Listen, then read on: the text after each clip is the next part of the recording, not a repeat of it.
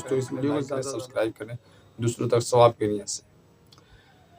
دوستوں آج بہت ہی پیاری بات مفتی طارق مسعود صاحب سے متعلق میں آپ سب کے بیچ بات رکھنا چاہتا ہوں، تو چلیے ہم سب شروع کرتے ہیں۔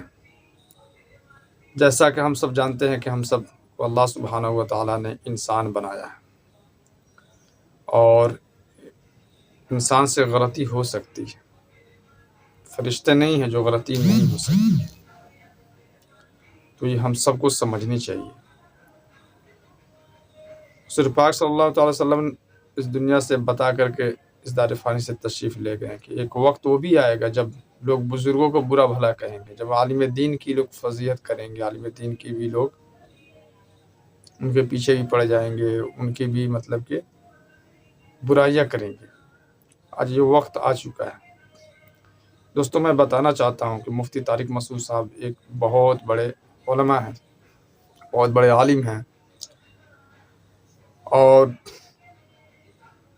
ایک جگہ جو ہے وہ اپنی مطلب کہ واعظ کو فرما رہے تھے، اپنی بات رکھ رہے تھے کہیں پر، تو انہوں نے یہ کہا کہ حضور پاک صلی اللہ تعالی وسلم پڑھے لکھے نہیں تھے، وہ امی تھی۔ تو اس میں کیا غلطی ہے؟ پڑھے لکھے نہیں تھے، امی تھی، تو یہ بالکل صحیح بات ہے۔ حضور ان کا کہنے کا مطلب نیت انٹینشن صحیح تھا، ان کا کہنے کا انٹینشن ارادہ صحیح تھا، جملہ جو ہے وہ الفاظ کچھ لوگوں کو ہضم نہیں ہو رہا ہے۔ تو حضور پاک صلی اللہ علیہ وسلم کی کوئی گستاخی اور کوئی توہین کر سکتا ہے جو پورے دنیا کے لیے رحمت بنا کر بھیجے گئے؟ پہلی بات۔ دوسری بات کہ وہ عالم دین ہے جو ورلڈ لیول پہ لوگ ان کو جانتے ہیں، وہ ہر جگہ مطلب کہ دین کی خدمت کے لیے ہی تشریف لے جاتے ہیں، دیش ودیش، فورین کنٹری، کہیں بھی۔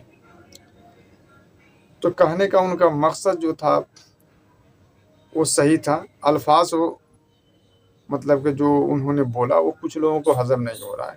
حضور پاک صلی اللہ علیہ وسلم کوئی ڈاکٹر، ان کا کہنے کا مطلب تھا کہ انہوں نے کوئی فقہ، کوئی کیا کافیہ وغیرہ یا مولانا کی کوئی عالم دین کی ڈگری یا پی ایچ ڈی نہیں کر رکھے تھے، مگر پھر بھی کیا تھے؟ بہت بڑے عالم تھے، بہت بڑے قاضی تھے، بہت بڑے کیا تھے؟ عالم دین تھے، ان کو ہر چیز پتہ تھا۔ حضور پاک صلی اللہ علیہ وسلم یہ ان کو بتانے کا مقصد ہی یہی تھا،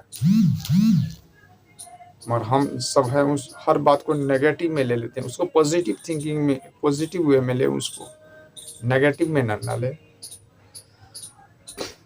کہ مفتی طارق مسعود صاحب ایک بہت بڑے عالم بھی ہیں، تو کہنے کا مطلب ہے کہ ہم سب کو ہمیشہ یہ پازیٹیو وے میں سوچنی چاہیے کہ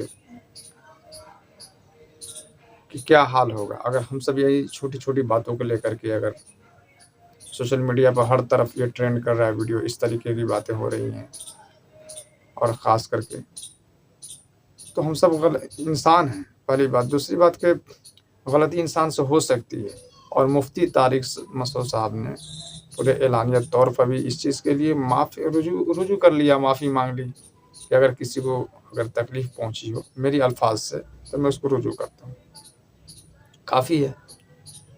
اور پھر ہم سب کون ہوتے ہیں معاف کرنے والے بھائی؟ کسی سے اگر کوئی غلطی ہوتی ہے تو اللہ رب العزت ہے معاف کرنے والا، سب سے بڑی بات۔ وہ جس کو چاہے عزت ہے، وہ تعز من تشاء و تذل من تشاء، جس کو چاہے عزت دے، جس کو چاہے ذلت دے، وہ معاف کرنے والا ہے۔ ہم سب کون ہوتے ہیں معاف کرنے والے؟